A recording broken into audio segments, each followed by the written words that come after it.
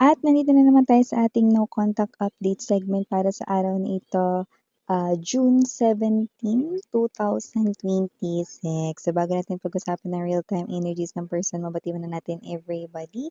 Hi and hello there everyone, my name is Yan. Welcome new subscribers, attorney Istambayers. Thank you sa inyong walang sawang love and support for me. Kung di nyo pa knows, mayroon pa tayong isa pang channel, link down below lang sa ating description box. If interesado, click lang yan para makarating kayo doon. Araw-araw ay nag-upload tayo ng collective readings for all signs there. At yun nga na tayong gender dito So, ba lalaki o LGBT, everybody welcome. So, let's see the real-time energies or energy ng person mo now. Pwede mong i-pause ang video na to for a while at isipin siya. Then, i-resume back mo na lang kapag ka-done ka na. So, kunin natin ito. So, we have here this Three of Swords, the Emperor, and the Seven of Coins. Maraming salamat, Archangel Michael, Guardian Angels of Collective. Can we get messages about this person here? Real-time energies. Is this person here still in love? Okay, Collective. Is this person here still thinking about Collective? Can you please show me?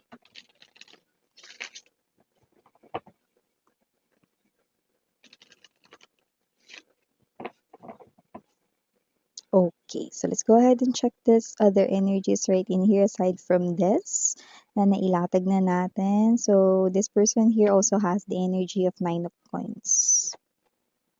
Preserving himself or herself. Queen of Swords energy, Queen of Wands.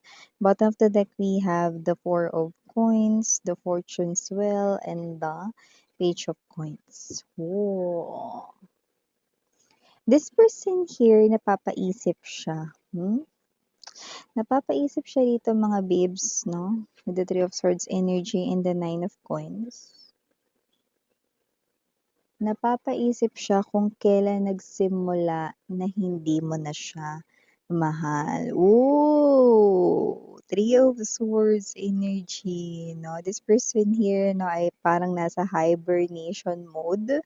Parang hindi siya ngayon masyado nagsasasama sa gala or madalas na parang bahay work lang siya, ganyan. No? Pero yung sabihin mo na siya'y gumagala, no? Naglalaboy, nagsasaya, party-party. Hindi ko nakikita yun sa kanya because this person here ay preserving yung kanya ritong self, no? Pwedeng this person here ay nagkukulong sa kanyang kwarto or parang hindi siya gumagala, bahay, trabaho lang, ganun lang. No? So, wala tayo dito nga time period, okay, no? Pero ang pinaka-kinukuha natin dito talaga, no, is yung energy niya ngayon. So, napapaisip siya niya, no? Pero nakakuha din kasi tayo rito, no, ng energy from the past.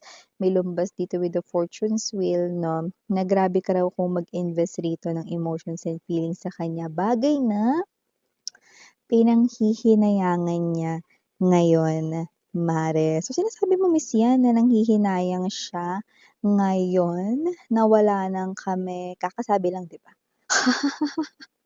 Nanghihinayang siya ngayon. Pero today, no, ang pinaka napipick up natin dito, napapaisip siya kailan nagsimula na mawala yung feelings mo para sa kanya. Kasi ramdam ka niya rito, be, no? Ramdam ka niya rito, sis, no? Or pare, wala tayong gender dito, LGBTQs. Ramdam niya rito na parang nandoon ka na sa trono mo. Okay? Na parang ayaw mo na rito ng kahit na anong tungkol sa kanya. Siguro gumawa na rin ito ng hakbang or actions, movement, no, para ipurso ka or i-chase ka, pero parang with the Queen of Swords and the Queen of Wands, ayaw mo na, no? I think this person here ay iniisip, no, na talagang siya yung naging dahilan kung bakit ayaw mo na sa kanya. Yan, no? Eh, bakit may iba pang dahilan? Siya lang rin naman yung gumawa ng ganitong klase 'no, ng gulo 'no, sa inyong relationship 'no. And I do see that with the Four of Coins energy, this person here 'no, ay nakikita ko rito na wala siyang problem sa money. Actually, may ipon siya rito 'no. Eh, siyempre parang binuburo niya yung sarili niya sa work, eh, nagfo-focus rin siya dun 'no, kahit hindi talaga focus yung kanyang mental na yung isip niya hindi nakakapag-focus sa work, 'no. Trabaho lang siya ng trabaho rito. Eh, bahay, trabaho lang, ganyan ritong ginagawa. Okay, so whatever the case may be, just take only what resonates. With the page of coins, this person here, sinusubukan niya ritong aralin yung life na wala kayo sa life niya. Pero ang hirap. Nahihirapan siya na aralin. Parang iniisip niya na rito, ano ba yung magiging life ko ngayon na parang ayaw niya na sa'kin collective, ayaw niya na akong kausapin, hindi niya na ako gustong bumalik sa buhay niya. Ano bang gagawin ko? Hindi ko alam. Yan, stuck siya dun. Paano ba ang mabuhay nang wala ka? Yan 'no. Miss yan, hindi ba kinaya niya? Nung umalis siya sa relasyon namin at meron siya ditong piniling iba, hindi ba nakaya niya naman yun? Kaya niya nun. Kasi nga yung kanya rito 'no, na mind ay blinded. Because of a wrong love, because of a wrong desire, because of that loss, 'di ba? So, I do see 'no, na hindi pa kasi siya gising nung time na yon. Pero ngayon 'no, maaaring nga itong person na 'to ay kumalas na 'no, or hindi na interesado dun sa third party or kahit na sino. Ngayon siya totally awakened. Ngayon gising na gising ang kanya ritong diwa, ang kanya ritong mga mata ay bukas na bukas na. Bukas na, parang yung CCTV sa barangay namin, you know. Kaya man, kung sino man 'tong energy na 'to 'no, eto yung klase ng energy that with this Queen of, Wands energy and the Seven of Coins, this person here 'no, ay ibibigay niya rito yung kanyang all, para ibigay ang kanya ritong one last full shot para rito i-pursue ka, 'yan. Ngayon, kung dun sa one last full shot na gagawin niya rito para i-pursue ka, eh, wala pa rin. Mukhang wala na daw siyang choice kundi araling mabuhay nang wala na kayo ngayon sa kanyang life, 'no. Gusto niya kasi rito ng magbagong buhay, 'no, pero gusto niya kasama ka dun. Ang ibig niyang sabihin, babaguhin niya ang lahat ng mga nagawa niya rito sa inyo, 'no, hindi niya na 'yun gagawin ulit 'no, basta kasama ka lang niya. Basta't kasama kita, you know, lahat magagawa. So kaya niyang gawin 'yun, miss 'yan, kahit na kilalang-kilala ko siya. Ay, oo naman mare. Kasi dito nakita ko na hindi naman siya rito nagbibiro, talagang gagawin niya 'yun, 'no. Napakalaki ng kanya ritong, lungkot at takot, 'no, na ngayon pakiramdam niya nasa gilid siya ngayon or edge ng bangin, 'no. Dahil, nagkakaroon ng ganitong klase ng hindi magandang sitwasyon sa pagitan ninyong dalawa, 'no, at, yung iba pa sa inyo ayaw niyo siyang makausap, 'no. Iba naman, ayoko nga siyang makausap miss eh, ni yung mukha nga niya ayoko makita, eh. I understand, okay? Your feelings are all valid here, sweethearts, no? But then again, this person here, no, I thinking, okay, kung kailan ka nga ba? Alam ko ikaw lang makakasagot niyan, okay? Pero alam mo, hindi naman talaga yun yung pinakagusto niyang itanong sa inyo, eh. Napapaisip lang siya rito, no, na pwede pala na mawala yung love ng isang person, yan, no. Eh, siya nga pala to, eh.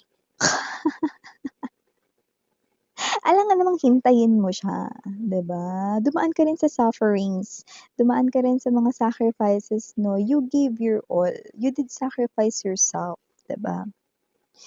Para mas ka pa rito 'no, na karapat-dapat para sa kanya kahit hindi niya ginawa rito yung mga bagay na dapat maging karapat-dapat siya para sa'yo, 'di ba? So I do see that whoever this energy is, this person here are realizing this big time, that you are a big deal, that you are a big shot, that you are really the trophy in his or her life. Okay, ganong klase ng energy. And now this person here is in the preserve mode, not really talking to anyone else, especially if it's related to something having fun or what, no, especially the flirty things, na wala siyang panahon for that. Okay. Ngayon parang nawawalan siya ng pag-asa ta's iniisip niya yung ganitong bagay 'no, kung kailan nagsimula rito na parang wala ka na ritong pagmamahal sa kanya. Iniisip niya ngayon paano siya magmo-move forward sa new chapter ng kanyang life or sa kanya ritong journey sa life na without you.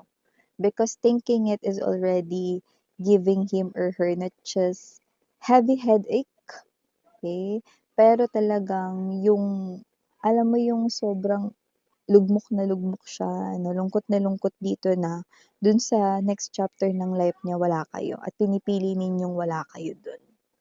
Ote, 'Di This is very heartbreaking dito para sa taong ito, 'no? But yeah, lahat naman ay meron karapatan na gawin ang kanilang mga gustong gawin 'no, at maging desisyon sa lahat ng mga bagay dito 'no, at nakikita kong pinipili ninyo ang sarili. Walang masama sa pagpili ng sarili lalo na 'no, kung marami kayong pinagdaanan dito sa tao na 'to 'no. Sa dami ng pinagdaanan niyo sa kanya 'no, nakikita ko rito na, it's completely understandable, okay, why you are really acting that way. But yeah, this person here 'no ay, ito, okay, para siya ritong alam mo yung energy ng basang-basa sa ulan, okay. So, hindi ko alam kung ito ba ay nagbibigay ng isang klase ng mensahe na hindi talaga siya nagdadala ng payong kapag umuulan or uulan kasi para alam mo na, hindi siya nagke-create siya rito ng music video bilang background sa isang sad love song, okay. Pero puwedeng sinasadya niya rin talaga dito na parang parusahan yung self niya 'no, and puwede rin na isa pang mensahe because of that 'no, when it comes to rain, baka sinasabi niya na lang dito 'no, yung tears 'no, kasi may mga tao and especially this person here gives me the vibe of rain, may mga tao na affected kapag umuulan, parang mas malungkot siya.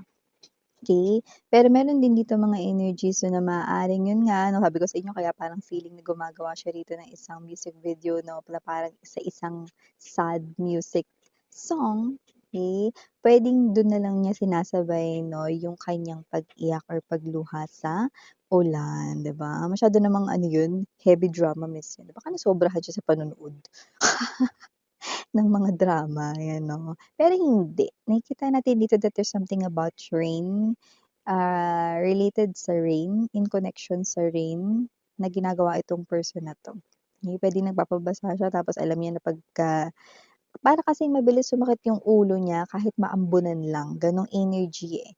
So, paano 'pag nabasa siya rito ng as in malakas na ulan, 'di ba? Parang yung gusto niya nga rito ano, eh, tangayin na lang siya rito ng malaking baha, eh.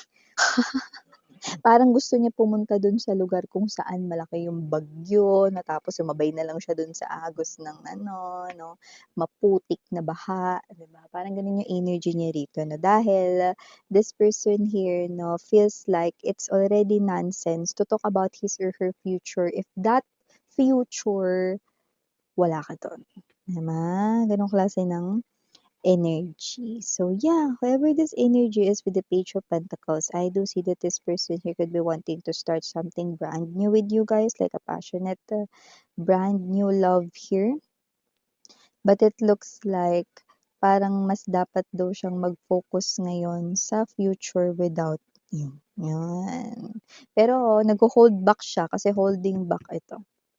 Ibig sabihin nagho-hold back siya rito 'no, wala lang kasi siyang choice kasi maybe you are someone here na wala na siyang magawa kung ayaw mo na talaga, which is true, 'di ba? You cannot force someone to love you or to stay if hindi mo alam kung dapat ka pa bang mag-stay or hindi mo alam kung dapat pa ba 'tong ituloy or if this is really something here na may pagmamahal pa ba kasi parang wala na or I don't want to continue this, I don't know.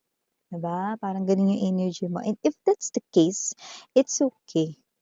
It's totally fine na nakakaramdam ka ng ganyan 'no, kasi nakita ko na dami mong pinagdaanan dito, eh, sa taong ito, eh, 'no. Lumusot ka talaga rito kasama si FPJ sa butas ng karayom. 'Di ba? Tsaka kumbaga 'no, sa mga action movies mga babes, parang tinamaan ka na rito ng sangkatutak na bala, 'di ba? Pero paulit-ulit ka pa rin niyang pinatatamaan, pinapatay niya ang puso mo rito 'no. So, definitely I do sense na you really felt totally neglected or talagang napabayaan ka talaga, iniwan ka sa ere ng taong ito. So, it's completely understandable and your feelings are all valid. So, again sana, it's okay. So, initials writing here, I'm seeing we have capital letter E, capital letter M, capital letter L, capital letter E, capital letter Y, capital letter R, and capital letter J. Oh, someone's name could be RJ or someone's name could be JR or baka naman meron ka sa name nun or name niya, Junior. Just take only what resonates. Small letters, I'm only seeing three. We have A, S, D. So yeah, these are all the messages we've got right here for your June 17, 2026 real-time messages about this person connecting very intensely dito sa iyong energy. So yeah, ganem Yuriana ani for the gusay nga na doon na for the basarang hell of enlightened ra. Annyeong.